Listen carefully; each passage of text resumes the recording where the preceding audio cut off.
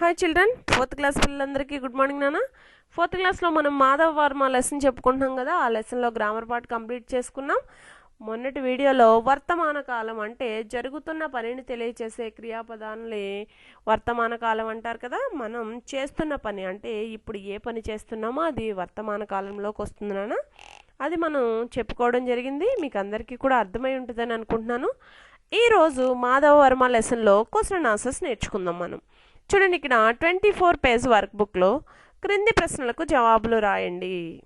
First question చూడండి, మాధవ వర్మ ఎవరు, అతడు ఎలాంటి వాడు? చాలా చిన్నగా ఉన్నాయి నాన్న క్వశ్చన్స్. మాధవ వర్మ ఒక రాజు, అతని రాజధాని విజయవాడ, ప్రజలను కన్న బిడ్డల్లాగా పరిపాలించే ధర్మబుద్ధి కలవాడు. మాధవ వర్మ ఒక రాజు, అతని రాజధాని విజయవాడ, ప్రజలను కన్న బిడ్డల్లాగా పరిపాలించే ధర్మబుద్ధి కలవాడు. సెకండ్ క్వశ్చన్ చూడండి, యువకుడు ఎందుకు మరణించాడు? జవాబు చూడండి, మాధవ వర్మ పుత్రుడు పారసీక దేశం నుంచి తెప్పించిన గుర్రాలు కట్టిన రథం మీద రాజవీధిలో వెళుతున్నాడు.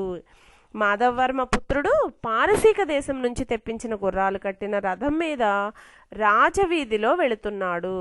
గుర్రాలను చూడడానికి ప్రజలు గుంపులుగా వచ్చారు. ఆ గుర్రాలను చూడడానికి ప్రజలందరూ గుంపులుగా వచ్చారు. ప్రేక్షకుల్లో ఒక వ్యక్తి, నెక్స్ట్ పేజ్లో ఉంది చూడండి నాన్న, కొంచెం ముందుకు జారి పడ్డాడు. రథం అతని మీదుగా వెళ్ళింది. రథ చక్రాల క్రింద పడి ఆ యువకుడు మరణించాడు. చూడండి నాన్న, మళ్ళీ చెప్తున్నాను. యువకుడు ఎందుకు మరణించాడు? మాధవ వర్మ పుత్రుడు పారసీక దేశం నుంచి తెప్పించిన గుర్రాలు కట్టిన రథం మీద రాజవీధుల్లో వెళుతున్నాడు. గుర్రాలను చూడడానికి ప్రజలు గుంపులుగా వచ్చారు. ప్రేక్షకుల్లో ఒక వ్యక్తి ముందుకు జారి పడ్డాడు. రథం అతని మీదుగా వెళ్ళింది. రథ చక్రాల క్రింద పడి ఆ యువకుడు మరణించాడు. ఇది సెకండ్ క్వశ్చన్ యొక్క ఆన్సర్ నాన్న.